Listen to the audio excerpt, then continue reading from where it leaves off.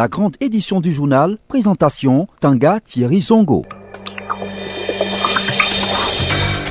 De nombreux dégâts matériels, c'est le bilan après une pluie diluvienne survenue à Kongoussi dans la nuit de mardi à mercredi. Aucune perte en vie humaine n'a été déplorée, plus de précision dans ce journal. Suspension de 3 mois de l'Union des chauffeurs routiers du Burkina et l'Organisation des transporteurs routiers du Faso.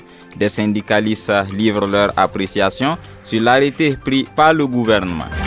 Des personnalités réagissent après la mort de 7 soldats suite à l'explosion sur une mine artisanale de leur véhicule en partance pour Pama. Face donc à la récurrence des attaques terroristes au Burkina, des citoyens ouagalais se prononcent également et font des propositions de solutions en vue de contrer ce phénomène, à suivre dans quelques instants.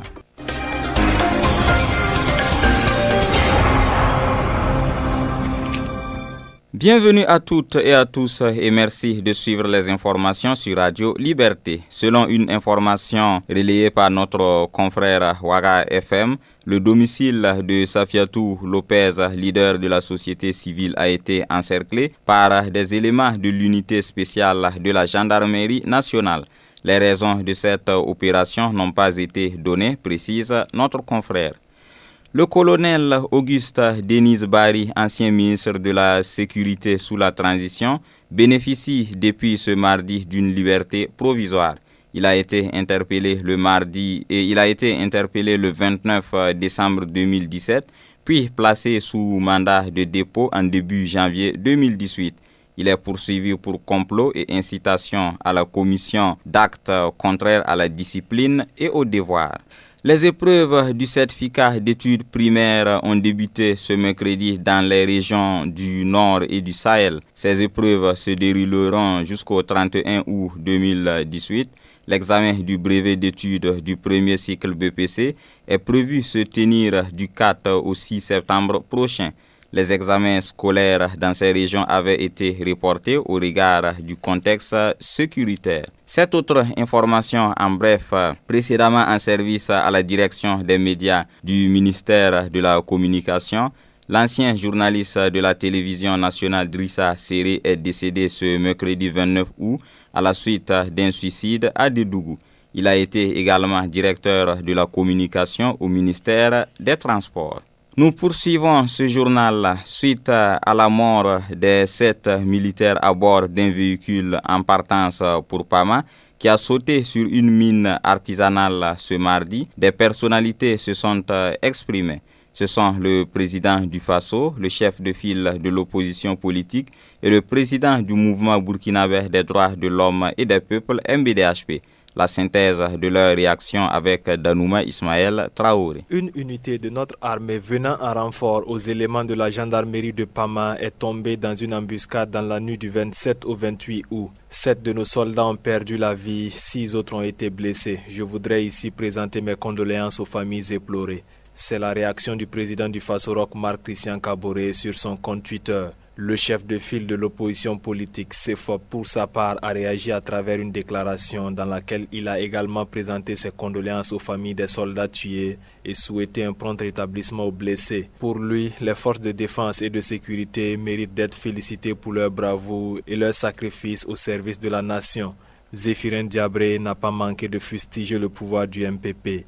Le pouvoir est-il à la hauteur du combat? Met-il tout en œuvre pour cela? A-t-il pris les pleines mesures de la situation sécuritaire du pays? Et est-il pleinement conscient de l'enjeu? Ce sont autant de questions posées par Zéphirin Diabré et ses camarades. Notre armée a suffisamment saigné et nos populations ont suffisamment été endeuillées. Au-delà des condamnations verbales et des pleurnicheries officielles, les Burkinabés attendent du président du Faso, chef suprême des armées et de son gouvernement, un véritable sursaut d'orgueil et des actes concrets qui démontrent leur volonté et leur capacité à bouter l'ennemi hors de nos frontières, a-t-il insisté. Pour le président du mouvement burkinabé des droits de l'homme et des peuples, cette situation est préoccupante, d'autant que jusqu'à une période assez récente, il s'agissait principalement des régions région du Nord et du Sahel. Chrysogoone Zougmoré souligne qu'il y a des efforts à entreprendre, non seulement au niveau des forces de défense et de sécurité, cela combiné avec un sursaut de l'ensemble des populations du pays pour faire face à ce phénomène qu'il juge extrêmement dangereux. Et le défenseur des droits humains d'ajouter, je cite, « Il est temps que cela s'arrête parce que déjà nous vivons des situations extrêmement difficiles au plan social.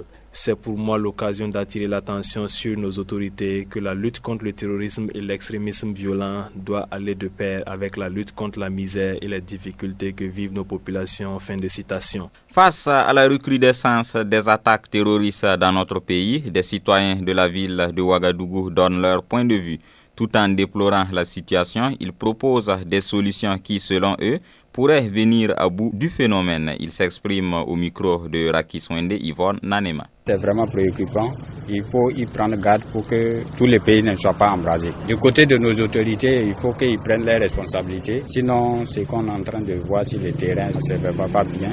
Donc, il faut que les forces de l'ordre soient bien équipées et bien entraînées pour venir à bout de ces malfaiteurs. Oui. À mon avis, les autorités doivent mettre l'accent sur la sensibilisation, se pencher sur les problèmes de la population. Je me dis que c'est la pauvreté qui amène ça. Sinon, aujourd'hui, si tu vois un terroriste dans un pays, là, il ne peut pas rentrer sans collaborer avec quelqu'un. Mais peut-être, c'est dit, il peut venir avec de l'argent, donner 100 000 francs à quelqu'un, il peut donner des informations et puis il s'en fout. Parce qu'aujourd'hui, il a faim. Il faut qu'on sensibilise, disons, la population. Et puis, il y a certains besoins aujourd'hui, là, il faut que l'État se penche sur ça. Le pays va mal. On a l'impression que les autorités ne s'intéressent pas à la question. Les gens ne se mettent pas au sérieux pour traiter la question du terrorisme. On n'est pas en sécurité et ça fait très peur.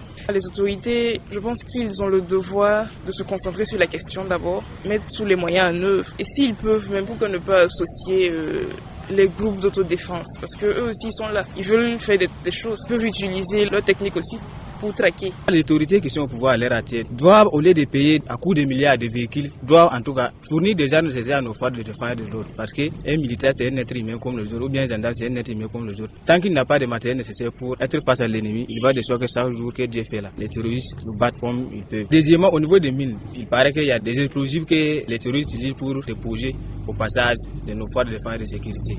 Mais nos États sont capables quand même de payer des appareils pour détecter. Pourquoi les armées françaises, quand ils sont en déplacement, il y a des appareils qui leur permettent de détecter les mines et éviter les attaques. Donc notre gouvernement doit faire en sorte que nos forces de défense aient en tout cas ces appareils-là pour également être efficaces sur le terrain d'intervention. Il faut que également si la population voit quelque chose de suspect, qu'il passe signaler à qui des droits et travailler avec les Koulououé, mettre Koulououé partout dans le pays. Je pense que les Koulououé sont également efficaces pour en tout cas contribuer à amoindrir les attaques terroristes dans notre pays. Donc pour moi, qu'on mette des Koulououé partout dans le pays pour qu'ils collaborent avec les forces de défense et de sécurité.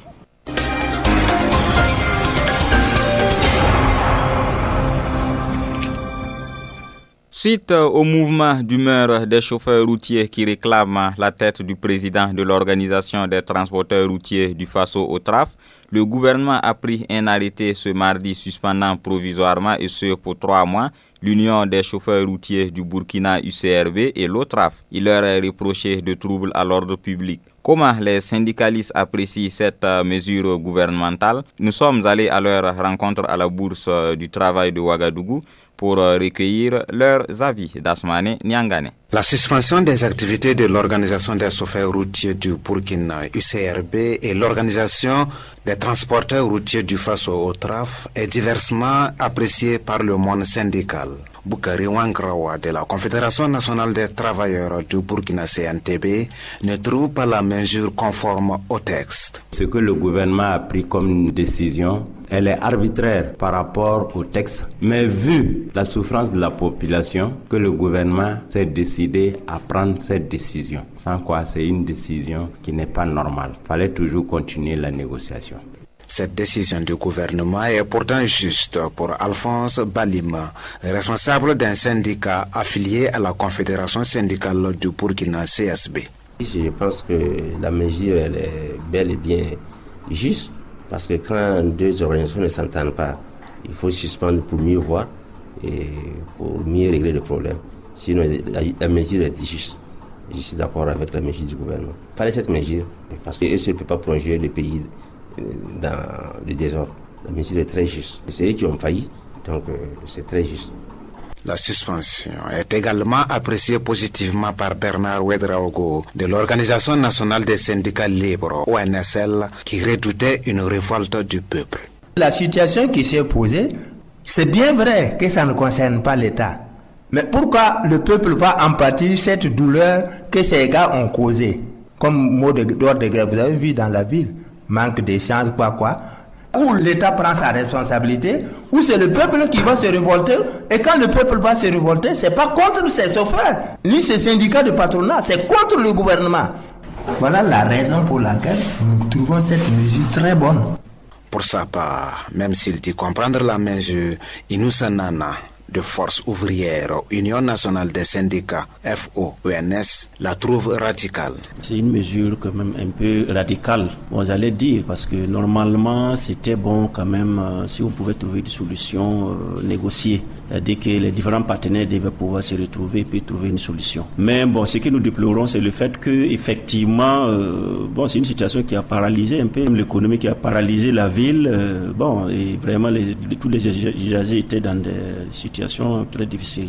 Donc ça, c'est à déplorer, vraiment. Et le gouvernement qui est aussi garant de pouvoir souvent trouver des solutions qui peuvent arranger tout le monde. Je pense que c'est dans cette situation qu'ils étaient obligés de prendre cette mesure-là. Cependant, Amadou Traoré de la Confédération générale du travail du Burkina CGTB estime que la décision du gouvernement porte atteinte à la liberté syndicale. Quand on suit bien les différentes sorties du gouvernement depuis un certain temps, l'objectif à long terme, c'est de pouvoir en réalité empêcher toute organisation syndicale d'exprimer son opinion. Peut-être, je ne sais pas si c'est une entente entre les deux, entre les trois, disons, pour accepter la suspension, mais je pense que c'est intolérable pour une organisation syndicale que d'accepter qu'une autorité quelconque suspende ses propres activités. Et c'est un danger pour eux. À long terme, si on ne freine pas ça, c'est pour dire qu'à un certain moment, le gouvernement il viendra même à vouloir dissoudre même une organisation syndicale.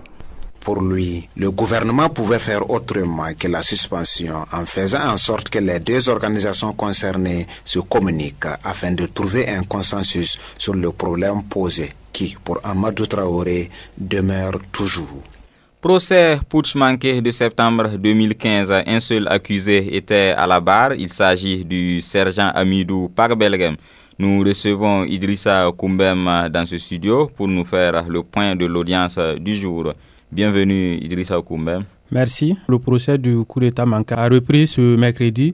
Un seul accusé était à la barre. Il s'agit du sergent Amidou Parbelgem. Il est poursuivi pour des faits de complicité d'attentat à la sûreté de l'État, meurtre, coups et blessures volontaires et de dégradation aggravée volontaire de biens. On rappelle qu'il était à la barre hier, mais il n'avait pas eu le temps d'étaler son récit puisque la pause est intervenue juste à quelques minutes de son interrogatoire. Il a plaidé non coupable ce matin avant d'étaler son récit.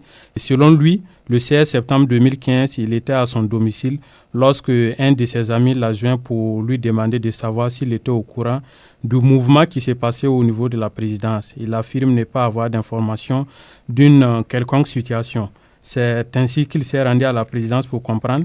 Il affirme qu'une fois, lorsqu'il est arrivé au palais, il s'est renseigné auprès de ses collègues qui l'ont fait savoir qu'il n'avait pas de situation particulière au niveau du palais. Il poursuit en disant que c'est en voulant repartir chez lui qu'il a été accosté par l'adjudant Nyonzan Florent, lui donnant l'ordre de ne pas bouger.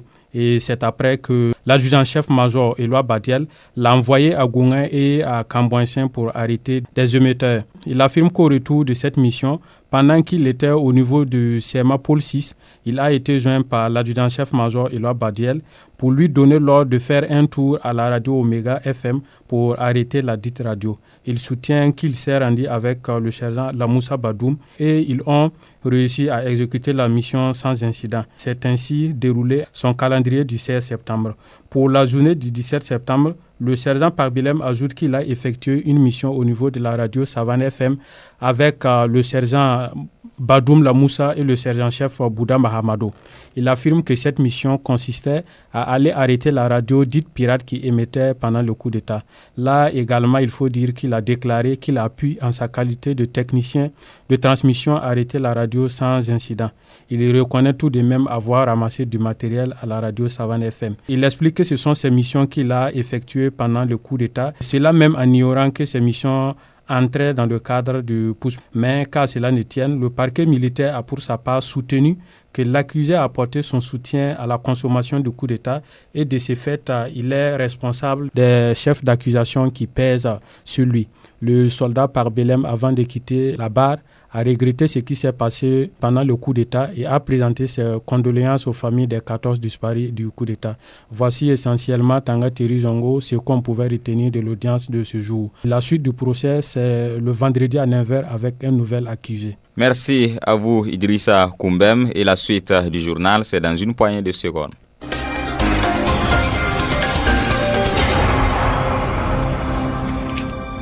Une pluie diluvienne s'est abattue dans la nuit de mardi à mercredi à Kongoussi, causant d'importants dégâts matériels. Fort heureusement, on ne déplore aucune perte en vie humaine. C'est ce que nous a confié notre confrère Asmane Kosembo, correspondant du journal Le Quotidien. Il a été joint par Voubi Nebié. Hier, dans les après-midi comme ça, il y a eu une pluie qui a commencé à s'abattre sur Kongoussi. À partir de 19h, il y a eu une accalmie et après ça a repris. Et entre 23h et 24h, une grande pluie maintenant qui est tombée. Et cette pluie a causé de nombreux dégâts. Des maisons d'habitation sont écoulées. Des boutiques le long de la voie Kongoussi-Ibo ont été inondées. Donc les dégâts matériels sont énormes. Il y a des vivres qui sont partis, des matériels de couchage, tout ça c'est parti. Heureusement, on ne déplore pas de pertes en vie humaine, mais les dégâts matériels vraiment sont énormes. Dès ce matin, les autorités provinciales avec l'action sociale sont arrivées sur le lieu. Ils ont encouragé, porté leur compassion à la population et un recensement sur place qui a été fait et certainement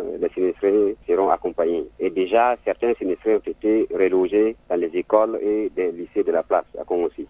L'opposition politique burkinabé a reçu ce mercredi en audience à son siège à Ouagadougou une délégation de l'Institut danois des partis politiques et la démocratie. La dite délégation dit être venue s'entretenir avec l'opposition sur le dialogue entre les acteurs politiques, une initiative saluée par l'opposition qui a souhaité qu'il y ait de la sincérité de la part de la majorité dans le dialogue politique.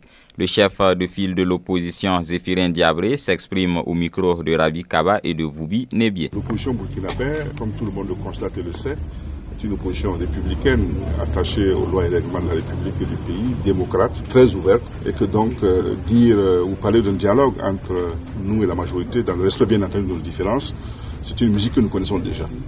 Mais l'expérience nous a montré ici et ailleurs qu'en fait, qu'un tel dialogue marche bien, cela dépend de la sincérité des acteurs, notamment de celui qui a le pouvoir d'État. C'est celui qui gère le pays, qui doit montrer qu'il est vraiment attaché au dialogue et qui doit inviter les autres. C'est très fondamental. Donc autant la question s'adresse à nous tous, autant elle s'adresse plus particulièrement au MPP et à ses alliés. Parce qu'on a eu des épisodes, on a eu des situations où donc nous sommes en train de douter donc de cette volonté de dialogue. Et, par exemple, le débat sur le code électoral que nous venons de vivre, c'est des situations où on a eu le sentiment que notre invitation à venir échanger était juste faite pour les caméras et la presse. Et quand c'est comme ça, le dialogue ne peut pas fleurir. Donc il est bon qu'on soit très sûr qu'il y a une sincérité de la part donc, de ceux qui sont en face pour que ce débat-là ait lieu, même si c'est pour dire que nous sommes d'accord pour ne pas être d'accord, au moins qu'il y ait ce débat-là qui ait lieu. L'opposition, en tout cas, pour ce qui la concerne, n'a jamais fermé la porte de quelque nature que ce soit. Nous avons notre vision, nos positions, nos principes, mais nous souhaitons surtout et nous exigeons surtout de la sincérité.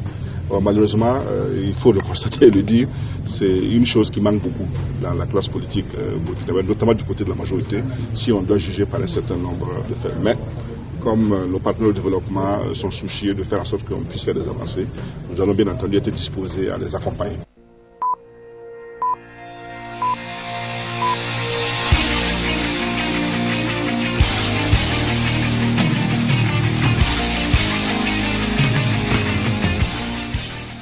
Hors de chez nous au Mali, la date du premier tour des élections législatives est prévue pour le 28 octobre prochain, a annoncé le gouvernement.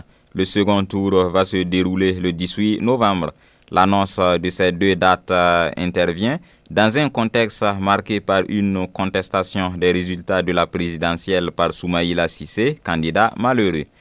En Irak, 11 personnes, dont 5 membres des forces de sécurité, ont été tuées ce mercredi dans un attentat suicide contre un poste de contrôle à l'entrée de la ville de Kaïm. 5 autres membres des services de sécurité ont également été blessés, rapporte l'agence France Presse. C'est par ces informations que s'achève cette édition. Merci de nous avoir suivis. Tiona Sanogo était à la réalisation. Excellente suite de programmes sur la voie citoyenne.